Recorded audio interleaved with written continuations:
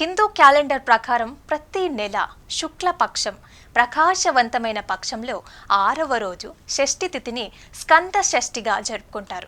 ఈ పండుగ కార్తికేయుడికి అంకితం చేయబడింది. ఈ రోజున భక్తులు ఉపవాసం ఉండి కార్తికేయ స్వామిని భక్తి శ్రద్ధలతో పూజిస్తారు. ముఖ్యంగా మంగళ దోషం ఉన్నవారు స్కంద షష్ఠి రోజున చేసే పరిహారాలు చాలా ప్రయోజనకరంగా భావిస్తారు. హిందూ మతంలో స్కంద షష్ఠి పండుగని కార్తికేయుడికి స్కందుడికి అంకితం చేస్తారు. ఈ ప్రత్యేక తిథిని ప్రతి నెల శుక్లపక్షంలో 6వ రోజున జరుపుకుంటారు. ఈ రోజు శివపార్వతి దేవి కుమారుడు కార్తికేయుడిని ఆరాధించటానికి మాత్రమే కాదు, ఎవరి జాతకంలోనైనా మంగళ దోషంతో బాధపడే వారికి కూడా చాలా ముఖ్యమైనదిగా పరిగణించబడుతుంది. అలాగే కుజదోషం, ప్రతికూల ప్రభావాలని, దానివల్ల కలిగే బాధలని తొలగించటానికి స్కంద షష్ఠి ఒక వరం లాంటిది. హిందూ క్యాలెండర్ ప్రకారం అశ్వయుజ మాసంలో శుక్లపక్ష షష్ఠి తిథి సెప్టెంబర్ 27, 2025న శనివారం మధ్యాహ్నం 12:03 ప్రారంభమవుతుంది. ఉదయ తిథి ప్రకారం స్కంద షష్ఠి ఉపవాసం పూజలు సెప్టెంబర్ 27వ తేదీ 2025న శనివారం రోజు నిర్వహిస్తారు. ఈ శుభ తిథిలో చేసే పరిహారాలు త్వరగా ఫలితాలని ఇస్తాయి. అలాగే స్కంద షష్ఠి మంగళ దోషం మధ్య సంబంధం ఎందుకంత ప్రత్యేకమైనదంటే, పురాణ నమ్మకాల ప్రకారం కార్తికేయుడిని దేవతల సైన్యాధిపతిగా అని పిలుచుకునేవారు. అంగారక గ్రహానికి అధిపతి సుబ్రహ్మణ్య స్వామి. దీని అర్థం అంగారక గ్రహం స్కందుడిని నేరుగా సంబంధించినదని. ఎవరి జాతకంలోనైనా మంగళ దోషం ఉంటే వివాహంలో అడ్డంకులు, అలాగే భార్యాభర్తల మధ్య విభేదాలు, అప్పులు, ఆరోగ్య సమస్యలను ఎదుర్కొంటారు. అందువల్ల సరైన ఆచారాలతో సంబంధిత నివారణలతో కార్తికేయుడిని పూజించటం వల్ల అంగారక దోషం నుంచైతే ఉపశమనం లభిస్తుంది. జీవితంలోని బాధలు కూడా తొలగిపోతాయి.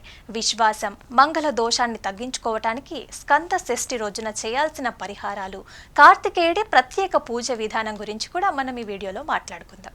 స్కంద షష్ఠి రోజున ఉదయాన్నే నిద్రలేచి స్నానం చేసి కార్తికేయ విగ్రహం లేదా చిత్రపటాన్ని ప్రతిష్ఠించి ఎర్రటి పువ్వులు, ముఖ్యంగా గులాబీలని సమర్పించాలి. పూజ సమయంలో కర్పూరం, సింధూరం, పసుపు, కుంకుమని సమర్పించాలి. ఇలా వీటితో పాటు కీర్ లేదా స్వీట్లని కూడా దేవుడికి నైవేద్యంగా సమర్పించాలి. తర్వాత దానిని ప్రసాదంగా పంచిపెట్టాలి. స్కంద షష్ఠి ప్రాముఖ్యత ఏంటనేది కూడా మనం ఈ వీడియోలో మాట్లాడుకుందాం.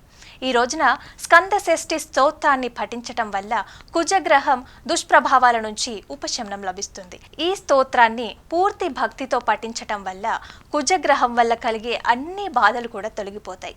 అలాగే కార్తికేయ భగవానుడికి ఓం తత్పురుషాయ విద్మహే మహాసేనాయ ధీమహే తన్నో స్కంద ప్రచోదయాత్ అనే మంత్రాన్ని కనీసం 108 సార్లు జపించటం మంచిది.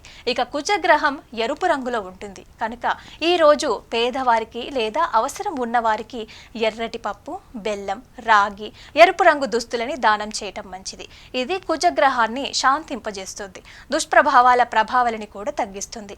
వీలైతే బెల్లం కలిపిన నీటితో కార్తికేయ స్వామికి అభిషేకం చేయటం కూడా మంచిది. ఇలా మంగళ దోషం వల్ల తలెత్తే ఆస్తి వివాదాలు, రుణ సమస్యలని పరిష్కరించడంలో కూడా ఈ పరిహారం సహాయకరంగా పరిగణించబడుతోంది. అయితే స్కంద షష్ఠి రోజున తీసుకునే ఈ చర్యలన్నీ మంగళ దోషం వల్ల కలిగే అన్ని అడ్డంకులని, ముఖ్యంగా వివాహం, వైవాహిక జీవితానికి సంబంధించిన సమస్యలని తొలగించటంలో సహాయపడతాయని భక్తులు నమ్ముతారు.